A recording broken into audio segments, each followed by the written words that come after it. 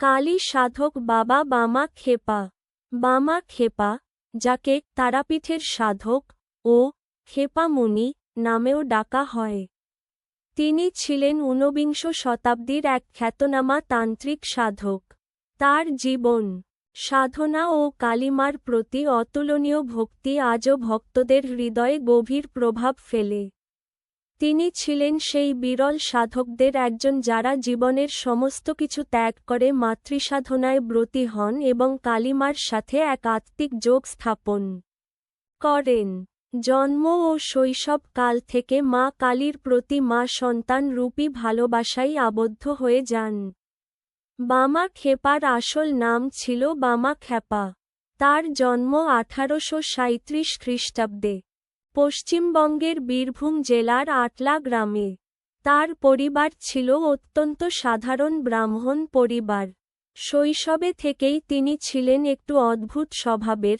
প্রচলিত সমাজ ব্যবস্থা, শিক্ষা বা আচরণবিধি তার মনে কোনো প্রভাব ফেলত না।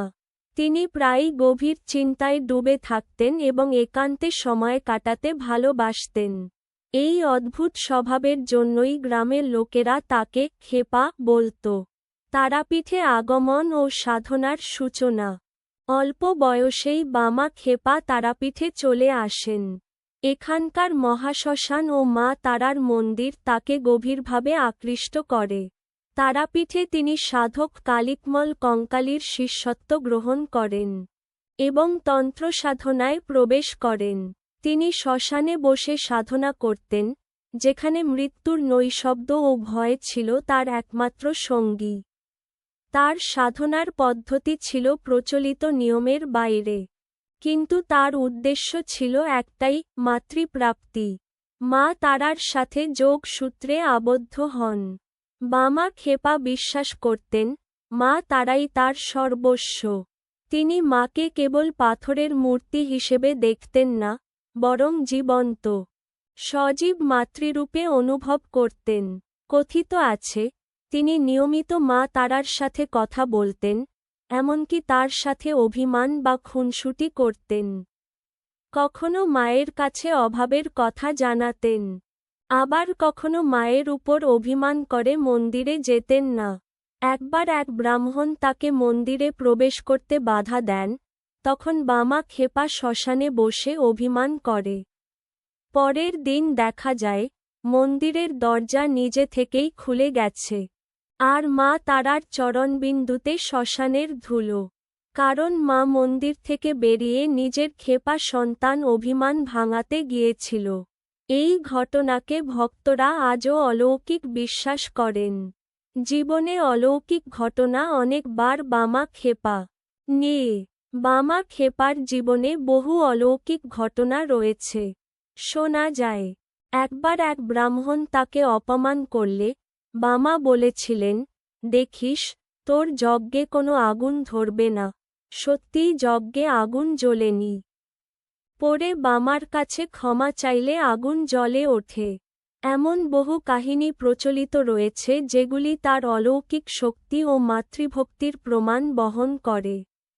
সমাজ ও বামার অবস্থান ছিল বিশাল। মা কালীর সন্তান রূপী। যদিও তিনি সমাজের নিয়মকানুন মানতেন না, তবুও মানুষের বিপদে তিনি এগিয়ে আসতেন। কখনো অসুস্থদের চিকিৎসা করতেন, কখনো ভবিষ্যৎ বলে দিতেন। তার মধ্যে এক ধরনের করুণাময় মাতৃত্ব ও স্নেহ ছিল, যা তাকে সাধারণ থেকে অসাধারণ করে তুলেছিল।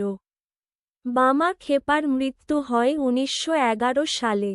তবে তিনি আজও তারাপীঠের অন্দরে, ভক্তদের অন্তরে জীবন্ত। তার সাধনার স্থান ও তাকে উৎসর্গ করে নির্মিত আশ্রম আজও ভক্ত ও দর্শনার্থীদের আকর্ষণ করে।